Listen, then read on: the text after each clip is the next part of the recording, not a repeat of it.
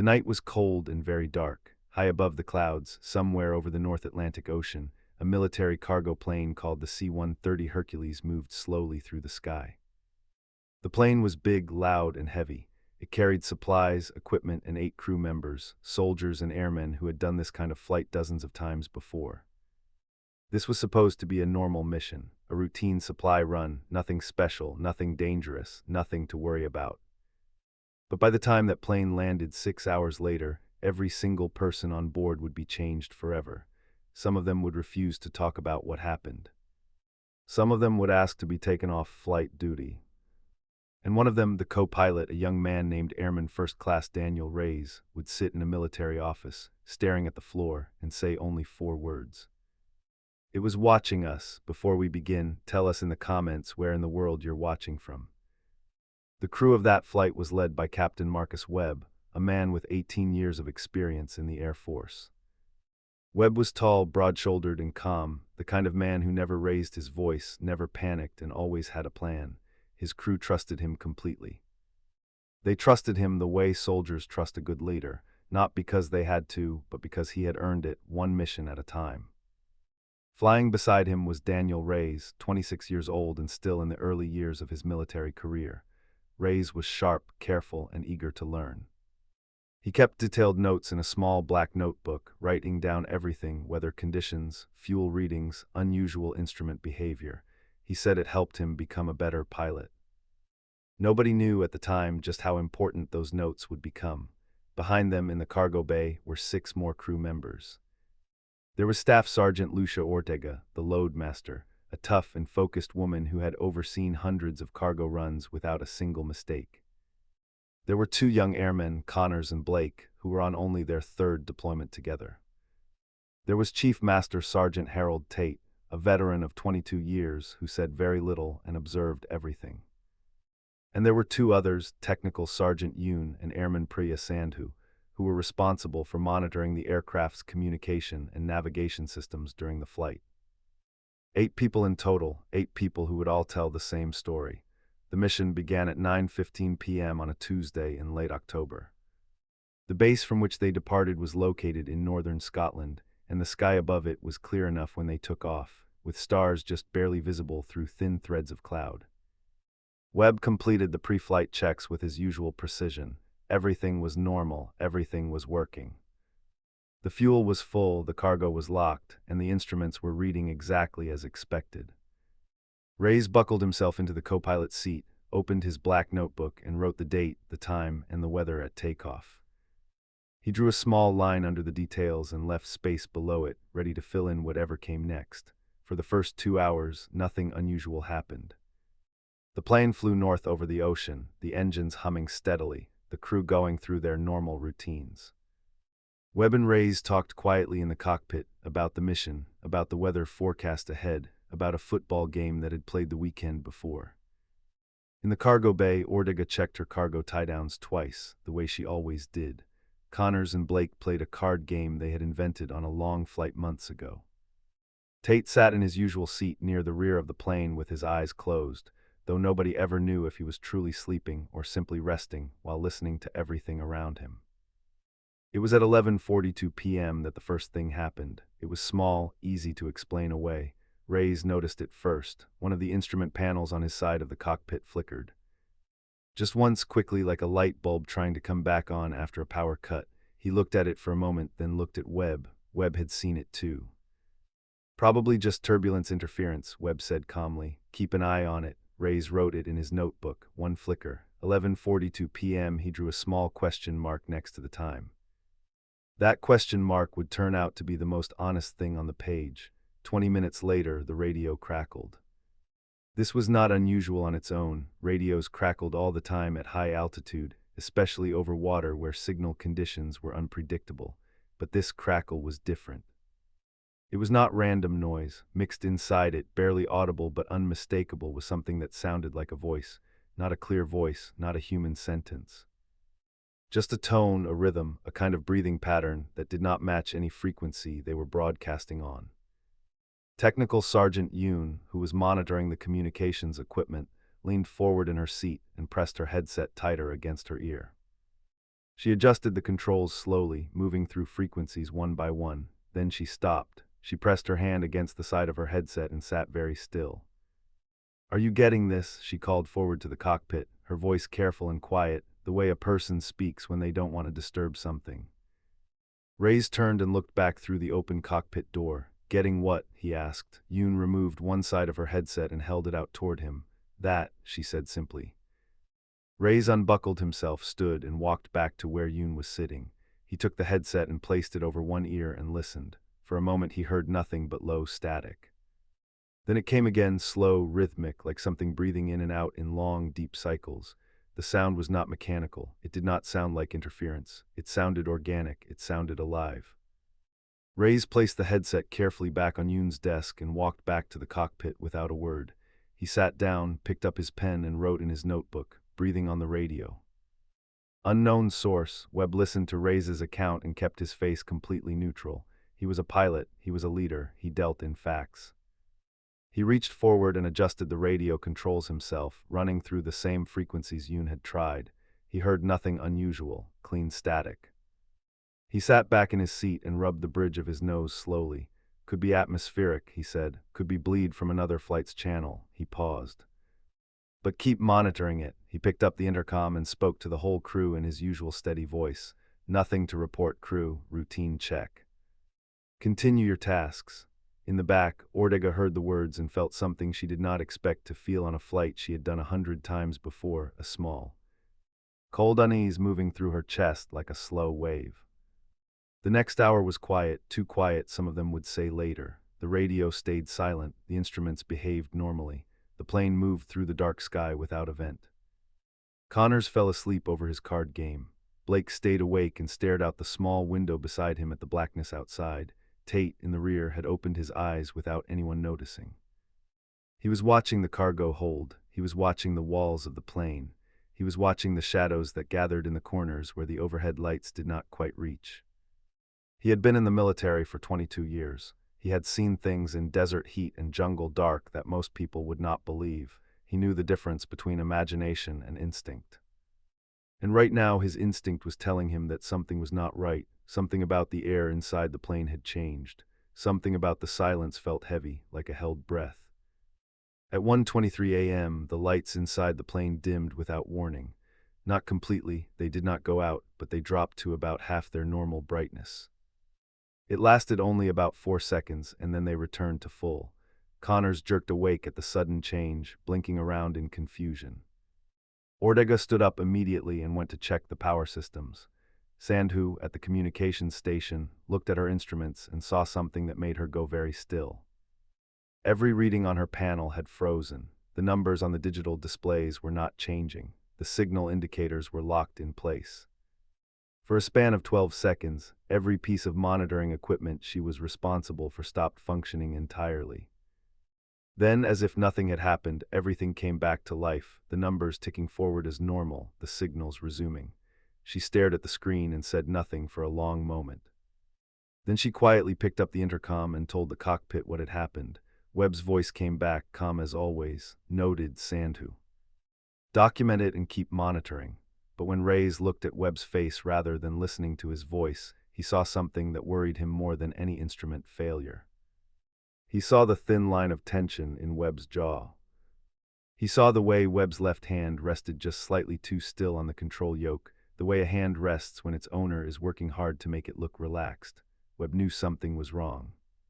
He just hadn't decided yet what to do about it. Reyes opened his notebook. He wrote the time. He wrote about the lights. He wrote about the equipment. Then he wrote one more line. "The captain is worried. He won't say it, but he is."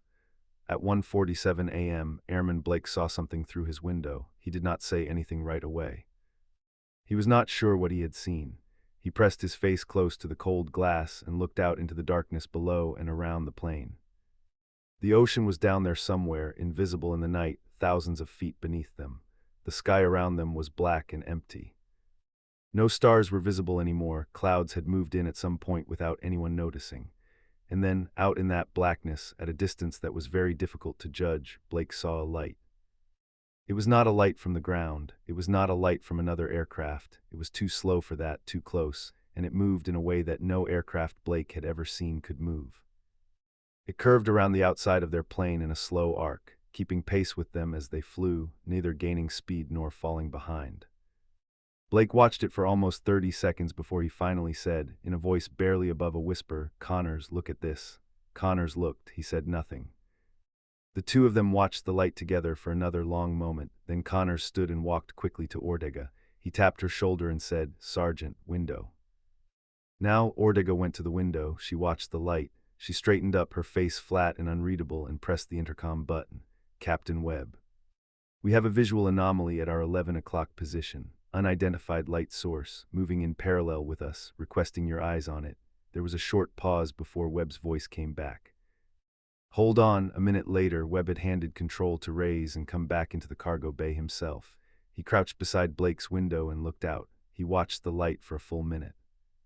Then he stood up, looked at the faces of his crew members one by one, and said, "I see it. Stay calm. We're going to run standard checks." The standard checks told them nothing. The radar showed no object at their 11 o'clock position. The transponder picked up no signal. Whatever the light was, it was not broadcasting its presence to any system designed to detect aircraft. Reyes, back in the cockpit, ran the checks twice. He checked again. He thought about reporting it to air traffic control. He picked up the radio and then set it down again. What would he say? He could imagine the response: confusion, questions, the kind of bureaucratic delay that came with reporting anything unusual. Instead, he kept watching the light on the left side of the plane through the cockpit window. It was still there, still keeping pace. Still moving in that slow, impossible curve that seemed to ignore the physics of flight as he knew it. It did not speed up, it did not come closer, it did not go away. It simply stayed there watching them, the way a cat watches something it has not yet decided what to do with. Tate was the one who spoke next. He had moved from the rear of the cargo bay to stand beside Ortega, and his voice when he spoke was low and very steady, the voice of a man who had decided something. "I want to say something, and I want everyone to hear it clearly," he said. The crew looked at him. Even through the intercom, Webb and Reyes could hear him. "Whatever that is out there, it is not our job to explain it. Our job is to get this plane and every person on it to the destination safely.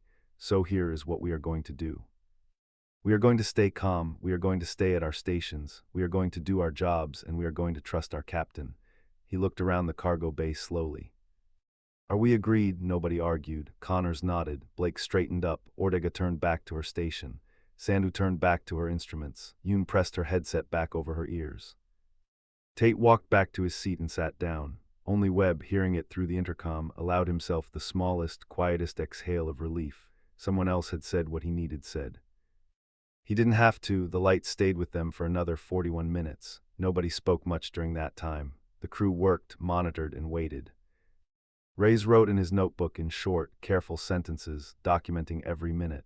At 2:28 a.m., the light stopped moving. It simply held its position for approximately 10 seconds still, perfectly still, like something deciding, and then it was gone. Not slowly, not gradually. It disappeared between one moment and the next, the way a candle goes out when you blow on it. 1 second it was there. The next second the sky where it had been was simply empty and dark. Blake let out a long breath through his nose. Connors pressed his back against the wall of the plane and closed his eyes. Ortega did not react visibly at all, but her hand, resting on the edge of her workstation, was pressed down very hard against the metal surface. For 20 minutes after the light disappeared, things were calm again. Webb returned to the cockpit. Reyes gave him back control of the plane and went back to his instrument checks. They did not talk about the light. They did not need to. Both of them had seen it. Both of them had accepted it in the quiet, practical way that experienced military people accept things they cannot immediately explain. They filed it away. They kept flying. But at 2:51 a.m., something happened that could not be filed away so easily. The temperature inside the plane dropped, not gradually. Not the way a cabin cools when the heating system has a small fault. It dropped all at once, the way air temperature changes when you open a door to the cold outside. Several crew members shivered simultaneously. Sandu pulled her jacket tightly around herself. Yoon saw her own breath form a small cloud in front of her face. In the cockpit, the temperature gauge on the environmental control panel dropped by 14 degrees in under 30 seconds, and then stopped dropping as suddenly as it had started. The plane's heating system showed no fault, all systems normal. Temperature inside the cabin, 14 degrees below what it had been a minute before.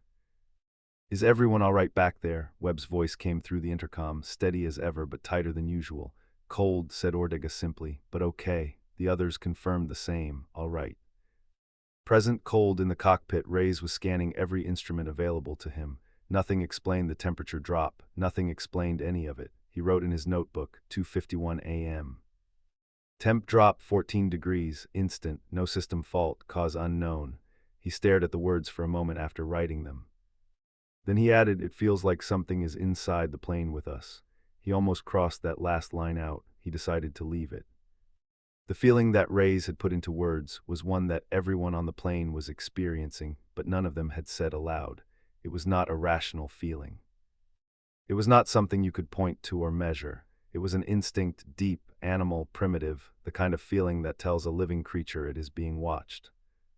Ortega felt it most strongly near the rear of the cargo bay, where the shadows were deepest and the sound of the engines seemed to echo strangely off the walls. She found herself not wanting to look in that direction too directly.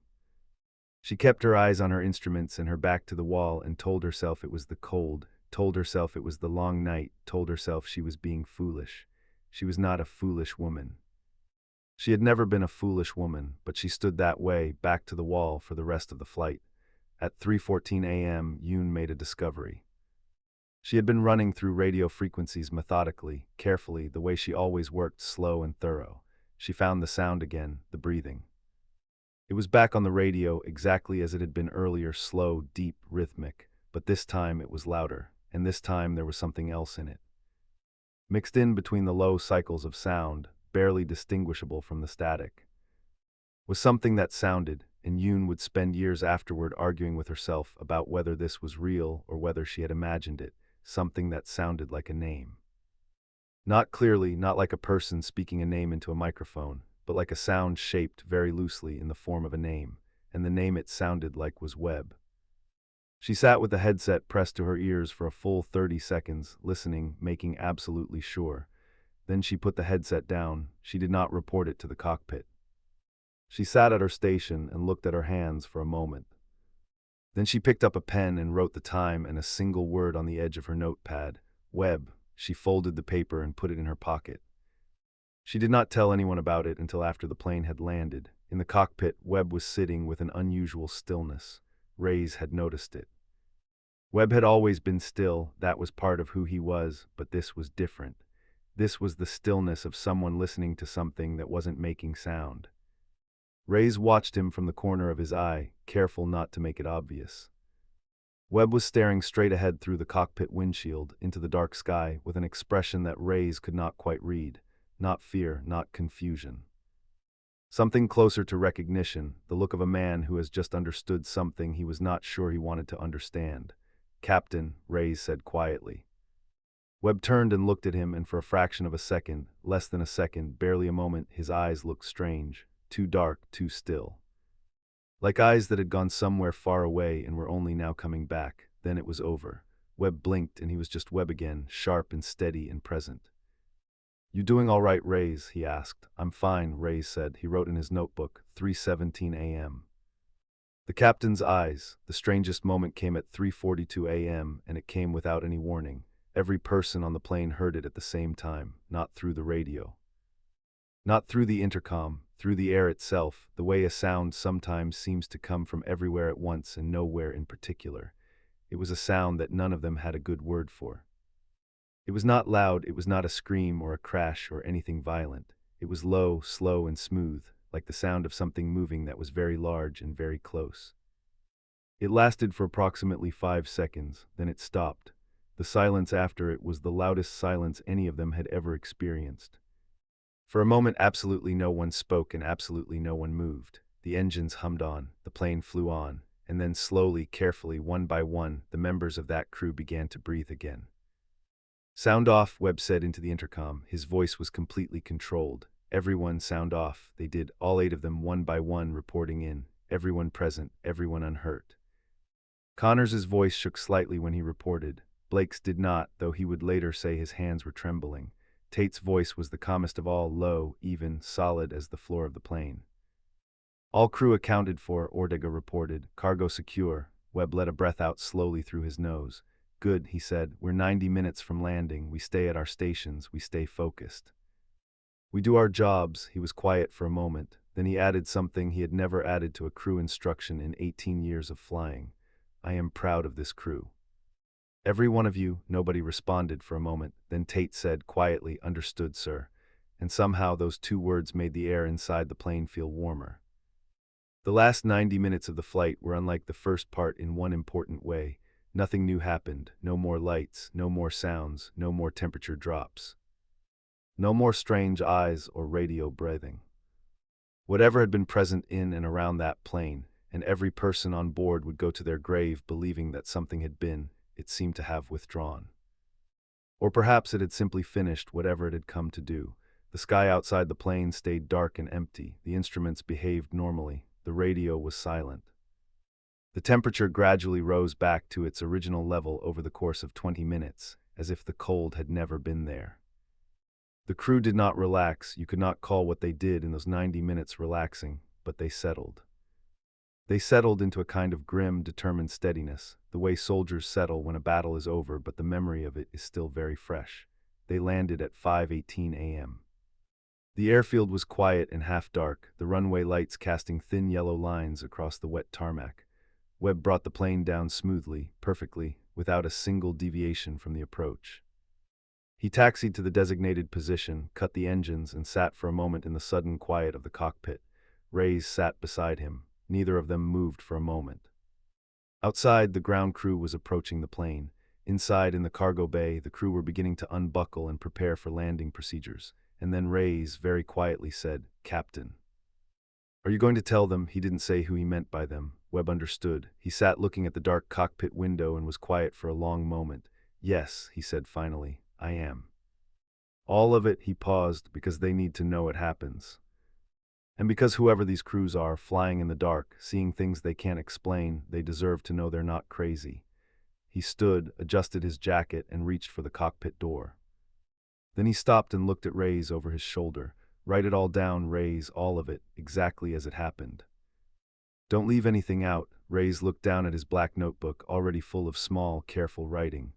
"I already did, sir," he said. The debriefing that followed was long, careful, and deeply strange for everyone involved. Webb presented the facts, just the facts, in order, without drama or embellishment, to two superior officers who listened without interrupting. Reyes gave them his notebook. Yoon gave them the piece of folded paper with the word Webb on it. The others gave their accounts one by one. Sitting across a metal table in a small room with fluorescent lights and bad coffee, and the kind of atmosphere that made honesty feel like the only reasonable option. The officers asked questions, they took notes, they did not laugh, they did not dismiss anything. When all the accounts had been given, the senior officer sat back in his chair and said, very carefully, "You are not the first crew to report something like this," and then he said nothing more about it. Just "you are not the first." Those 6 words sat differently with each member of the crew. For Connors and Blake, they were a comfort, proof that what they had experienced was real, that they were not imagining things or losing their minds. For Ortega, they raised more questions than they answered. How many crews? How long had this been happening? What did the military know that it wasn't saying? For Tate, who had 22 years of experience and had heard many things left officially unexplained, they were almost expected. He nodded once when he heard them and said nothing. For Sandhu, they were frightening in a new way, not because of what she had experienced on the plane, but because of the calm, practiced way the officer had said them, as if he had said them before. To other people in other rooms after other flights. And for Reyes, sitting with his notebook now returned to him, the 6 words were the beginning of something. He went back to his quarters that afternoon, sat at his desk, and opened the notebook to the first blank page. He wrote at the top, "Things I know for certain," and then he began to list them. Webb took the longest to talk about it afterward. He did not go to his quarters when the debriefing was finished. He walked to the far end of the airfield and stood looking at the C-130, which was still sitting on the tarmac, being refueled and prepared for its next mission. He stood there for a while in the cold morning air with his hands in his pockets. A young ground crew technician noticed him standing there and came over. "Everything all right with her, sir?" the young man asked, meaning the plane. Webb looked at the plane for a long moment. The light was coming up now, gray and thin over the horizon, painting the tarmac in pale silver. The plane looked completely ordinary in that light, big and gray and solid and real. "She performed well," Webb said. "She always does." The technician nodded and went back to his work. Webb stood a little longer. He thought about the sound that had moved through the plane's air at 3:42 a.m. He thought about the light that had followed them for 41 minutes. He thought about the temperature that had dropped like a stone and then come back. He thought about the breathing on the radio and the name that Yoon had heard and the way his own eyes had felt at 3:17 a.m. Like they were looking at something much further away than the windshield of the cockpit. He did not have an explanation. He had never been a man who felt comfortable without explanations. His whole career had been built on precision, on understanding, on the reliable logic of instruments and physics and training. But he was also a man who had learned over 18 years of flying that the sky was very large and very old, and that human beings, in their planes and their certainties, occupied a very small part of it. He turned away from the plane at last and walked back toward the base. There were reports to write, there was a crew to check on, there was work to do, the way there was always work to do. Behind him, the C-130 sat on the tarmac, quiet and enormous and completely still, waiting for its next flight. In the weeks and months that followed, each member of the crew dealt with what had happened in their own way. Ortega continued flying. She was not the kind of person who stopped doing things because of fear, and she said as much to anyone who asked.